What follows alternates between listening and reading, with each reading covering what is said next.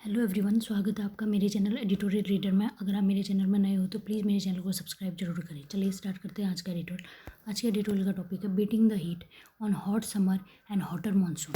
तो इन्होंने बोला है कि बीटिंग का मतलब गर्मी को मात देना। बीटिंग द हीट मीन्स मात देना ऑन हॉट समर, जो गर्मी चल रही है, गर्मियाँ चल रही हैं, एंड हॉटर मानसून, और मानसून भी ज़्यादा हॉटर है और गर्मी है, मानसून में भी गर्मी चल रही है, उसी को रिलेटेड ये आर्टिकल है। India must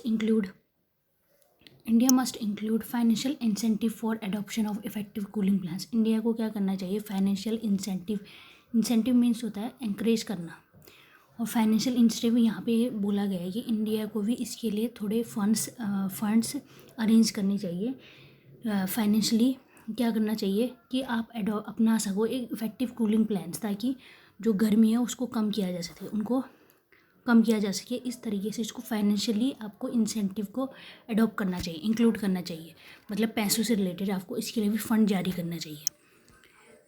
the study rise in the planets, जो अचानक से बहुत तेज़ी से जो बढ़ रहा है प्लैनेट्स का टेम्परेचर, मतलब जो गर्मी बढ़ रही है, as a consequences of humanity's unfettered use of fossil fuels. तो इन्होंने बोला है किसके परिणाम है, जो इंसान है, लोग हैं, वो क्या कर रहे हैं? अनफेटर्ड मतलब लिमिटलेस, मतलब नॉट लिमिटेड, मतलब फॉसिल फ्यूल्स का अनलिमिटेड तरीके से यूज़ कर रहे हैं। फॉर्म्स द बैकड्रॉप मीन्स होता है बैकग्राउंड, और जो क्या बना रहा है? बैकग्राउंड बना रहा है to alter weather patterns everywhere. और वो क्या कर रहा है? वेदर की पैटर्न को चेंज कर रहा है। अल्टर मतलब चेंज कर रहा है हर जगह।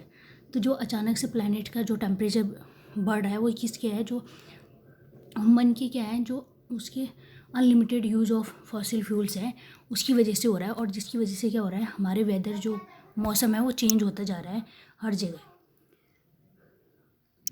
India too has been registering instances. India ने भी ये क्या किया है? बहुत सारे इंस्टेंसेस मतलब एग्जाम्पल, बहुत सारे उदाहरण देखे हैं ऑफ एनोमलस मीन्स अनयूजुअल जो वेदर मौसम चेंज हो रहा है with alarming frequency with an erratic monsoon, और किसके साथ? एक इरेटिक मानसून के साथ जो चेंज होता जा रहा है, जो धीरे धीरे बदलता जा रहा है, जो अनयूजुअल है, ठीक है, अनयूजुअल है with an erratic monsoon and coastal erosion. उसकी वजह से क्या हो रहा है? बहुत सारे ऐसे हमने उदाहरण देखे हैं। इंडिया में भी जो वेदर है वो चेंज होता है क्योंकि अनयूजुअल उसका अनयूजुअल पैटर्न है। हावेवर, हालांकि some recent changes are similarly paradoxical, लेकिन कुछ चेंजेस जो अभी रिसेंटली हुए हैं वो बहुत ज़्यादा पैराडॉक्सिकल है, मतलब डिफ़िकल्ट है। An analysis of public weather data, एक एनालिसिस पब्लिक वेदर डाटा के ऊपर एक एनालिसिस किया गया, रिसर्च की गई over the last half century, मतलब पिछले हाफ सेंचुरी से पूरे पूरे पूरे पिछले हाफ सेंचुरी की अगर डाटा देखी जाए, बाय द सेंटर, किसके द्वारा एनालिसिस किया गया? By the Centre for Science and Environment. उसने क्या किया? सजेस्ट किया that all India average temperature during the monsoon months, जो मानसून मंथ्स है इंडिया का एवरेज टेम्परेचर कितना रहता है? मानसून मंथ्स मतलब जून टू सितंबर is higher than the summer month, कि समर मंथ्स में जितनी गर्मियों में जो टेम्परेचर था उससे ज़्यादा मानसून में टेम्परेचर है। ये उसने सजेस्ट किया, ये बताया अपने एक रिसर्च के द्वारा। मानसून टेम्परेचर आज 0.3 degree Celsius higher than average summer temperature. जो मानसून का टेम्परेचर उसमें 0.3 डिग्री सेल्सियस वो समर टेम्परेचर से भी ज़्यादा, मतलब ज़्यादा हाइयर है। मतलब मानसून में जितनी समर में जो सीज़न होता है, जितनी गर्मी पड़ती है उससे ज़्यादा तो मानसून में पड़ रही है। व्हेन कंपेयर, अगर हम उसको कंपेयर करें 1951 टू 80 से कंपेयर करें, तो मानसून का टेम्परेचर कितना होता है? 0.3% हाइयर, 3 डिग्री सेल्सियस ज़्यादा होता है समर के टेम्परेचर से। इन 2012-2021 दिस एनोमली रोज टू 0.8। जो ये एनोमली है, जो ये आंकड़े हैं, क्या है? ये कितना बढ़ गया है? 0.4 डिग्री सेल्सियस। पहले तो इतना रहता था मानसून का टेम्परेचर समर के टेम्परेचर से, लेकिन अब बढ़ गया है 2012 से 21 में देखा जाए तो यही बोल रहा है कि ये डाटा जो CSE के द्वारा उन्होंने एनालिसिस किया तो उसमें देखा गया है कि मानसून का टेम्परेचर ज़्यादा हाइयर रहता है समर टेम्परेचर से। और 2020 और 21 में 0.4%, 0.1 डिग्री सेल्सियस और बढ़ गया। इंडियन मेट्रोलॉजिकल डिपार्टमेंट, जो ये हमारे वेदर की जानकारी देता है हमें, Indian meteorological department has said that India's average temperature has risen. तो उन्होंने कहा कि इंडिया का जो एवरेज टेम्परेचर है वो क्या हो रहा है 0.62 degree Celsius from 1901 to 1901 to 2020। इसमें कितना हो गया है, बढ़ गया है 1901 से, इसमें बढ़ गया है अगर यहाँ से देखा जाए तो। बट द CSE एनालिसिस से सपोर्टिंग सिमिलर स्टडी, लेकिन जो CSE की एनालिसिस है जो उन्होंने रिसर्च की थी, ऊपर बताया था मैंने, उनकी वो इस स्टडी को सिमिलर सपोर्ट कर रहे हैं on this lines that this has been not mean a uniform rise in temperature across season. तो इसका मतलब ये नहीं है कि हर सीजन में बिल्कुल सेम टेम्परेचर बढ़ रहा है, मतलब यूनिफॉर्म मतलब सेम, कभी कम हो रहा है कभी ज़्यादा बढ़ रहा है, सेम नहीं हर सीजन में ऐसा नहीं है कि सेम टेम्परेचर बढ़ रहा है कि 0.3 डिग्री सेल्सियस बढ़ा तो हर टाइम ऐसा ही नहीं होता है। इट इज़ विंटर, ये विंटर है, जनवरी और फरवरी का टाइम विंटर का होता है।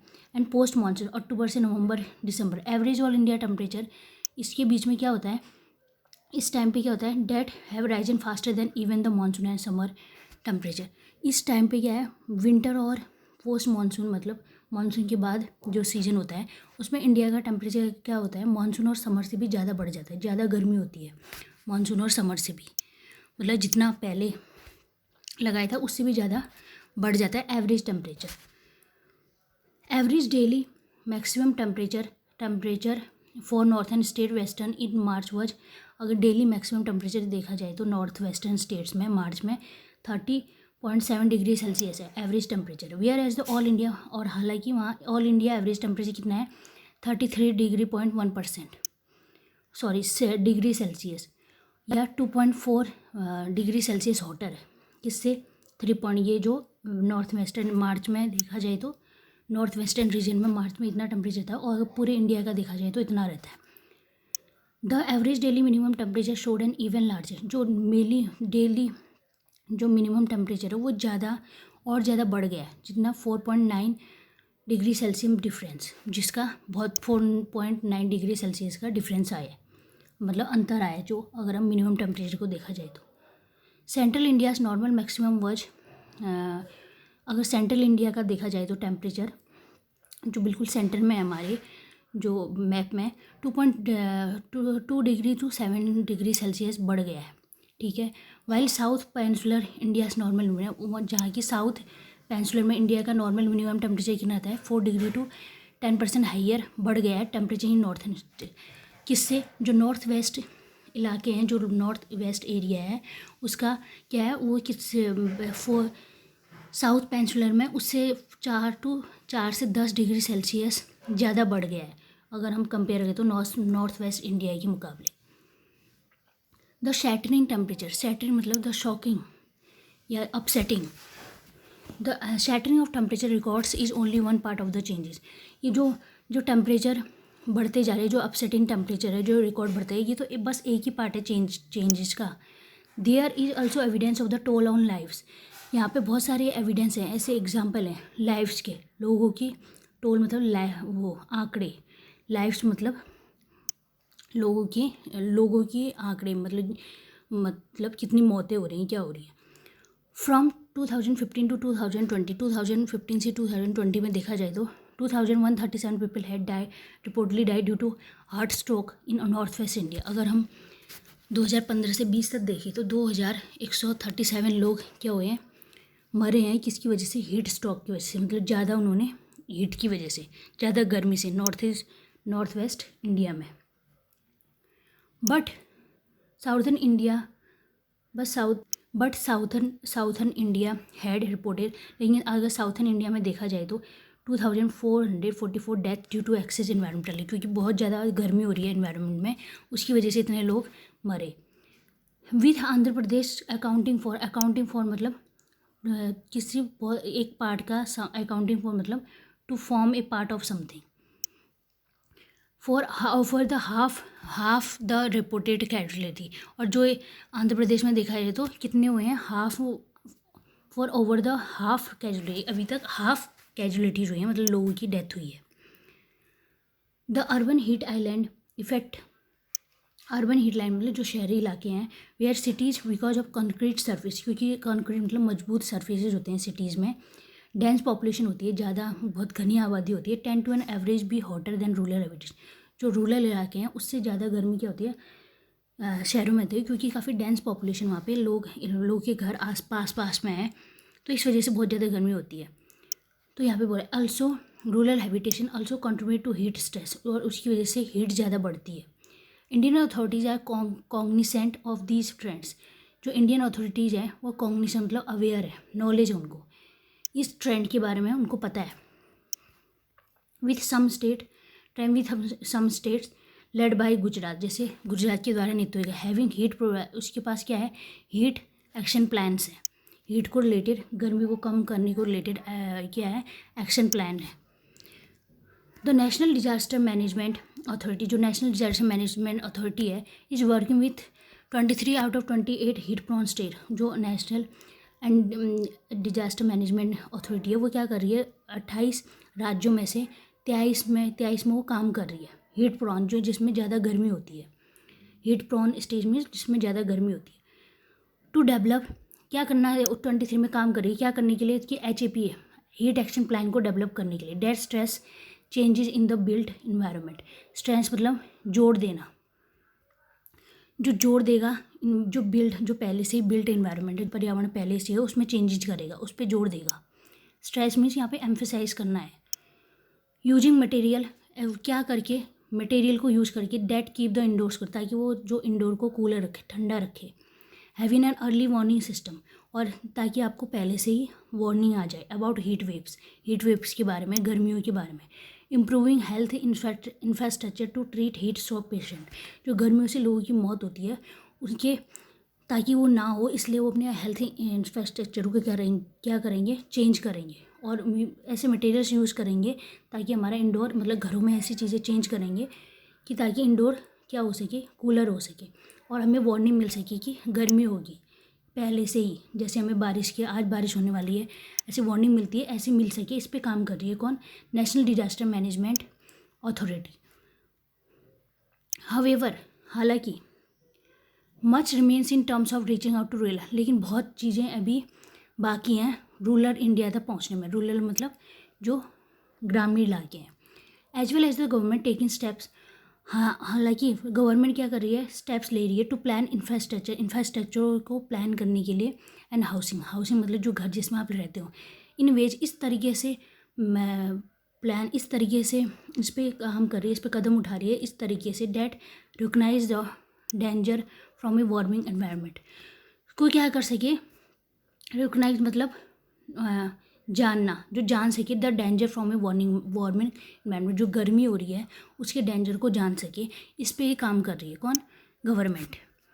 It is time that India include, ये टाइम आ गया है इंडिया को इंक्लूड फाइनेंशियल इंसेंटिव, मतलब फाइनेंशियल इंसेंटिव को इंक्लूड करना चाहिए,